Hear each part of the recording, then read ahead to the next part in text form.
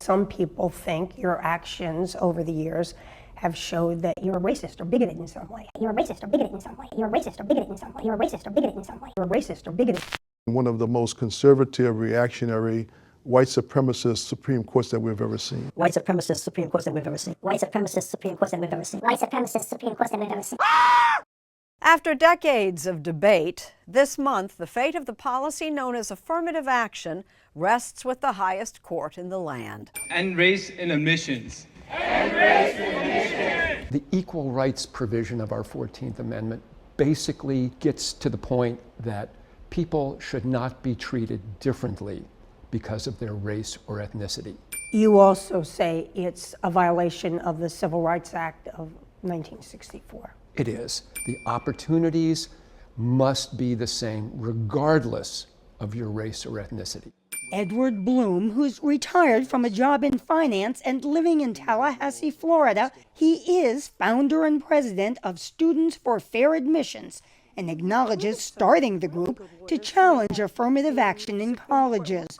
The Supreme Court is now considering cases he brought targeting the University of North Carolina, the nation's oldest public university, and Harvard, the oldest private college. Bloom has previously spearheaded 2 cases in which the Supreme Court struck down voting policies designed to help racial groups, particularly African American and Latinx voters who've endured prior discrimination. But he lost a 2016 case in which he backed Abigail Fisher. I don't believe that students should be treated differently based on their race.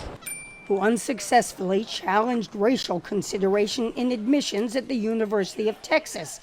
But today's Supreme Court is far more conservative. There are, in fact, 9 states that have enacted bans on racial preferences in state colleges. Professor at Loyola University New Orleans College of Law, Mitchell Crusto, he acknowledges, an affirmative action beneficiary in 1971. You knew when you applied to Yale that they were interested in you, Yes. not just as a student, Yes. but because they wanted to bring in more African American students. Absolutely. But he also points out, Race is just one aspect. I wasn't accepted into Yale because I'm black. I was accepted into Yale because of all the other things that I am as a person, of which I'm also African American. You graduated magna cum laude, Yes, thank you. and you were admitted to Yale Law School. Yes, thank you. But all students who are at a university, having a diverse campus of individuals with different backgrounds, add to the educational goal of the university. for his part, Edward Bloom, a descendant of Holocaust survivors, contends that when colleges have considered ethnic backgrounds of applicants, it has hurt certain groups.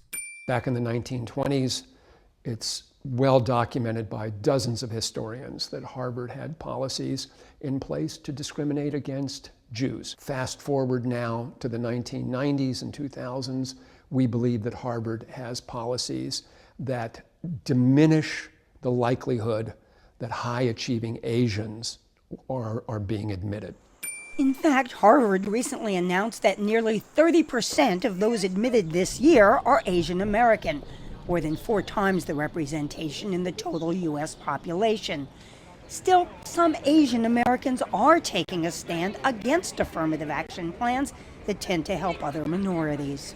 Even if tomorrow they decide to give preference to Asians, I'll be just as opposed, because the idea is that ideally we should all be treated equally and there really should be a level playing field for all of us. Rutvij Hole, whose parents were born in India, is the founder of Americans for Equality Political Action Committee. A straight-A student in Irvine, California, Hole was just admitted to one of the nation's top schools, Stanford University. And yet... Did you apply to any Ivy League schools? I did. I applied to all of them except for Harvard. And did you get into any of them? Nope. No. Do you have a feeling that maybe racial preferences might have had something to do with that? Yes, I mean, to me, look, I look at the data, right? I'm not going off of a feeling, because the college admission process has been very good for me, but I think everyone has to acknowledge that there is a level of discrimination that occurs. Underscoring how divisive the issue is among Americans of all races. you know what, I wish we didn't have to have affirmative action. Edward Bloom of Students for Fair Admissions believes there are other ways to get a diverse student body, even though This is not news to you that some people think your actions over the years have showed that you're a racist or bigoted in some way. How do you respond to that? Well, I think that's an easy, sort of intellectually lazy way of making an argument. Let's have a debate about the policy. If these policies go away, will it not just advantage Asian American applicants, but maybe also white applicants? It's unclear who this is going to advantage. It's going to be up to Harvard. It's going to be up to UNC to change their policies to make them, first, colorblind. It's an important, that's the goal.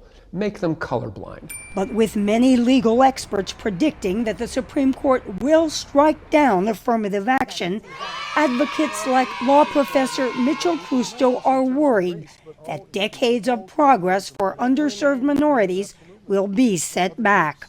If the Supreme Court decides to ban the use of race, I think they'll go down in history as being one of the most conservative, reactionary, white supremacist Supreme Courts that we've ever seen. Blowjob! Blowjob! Blowjob!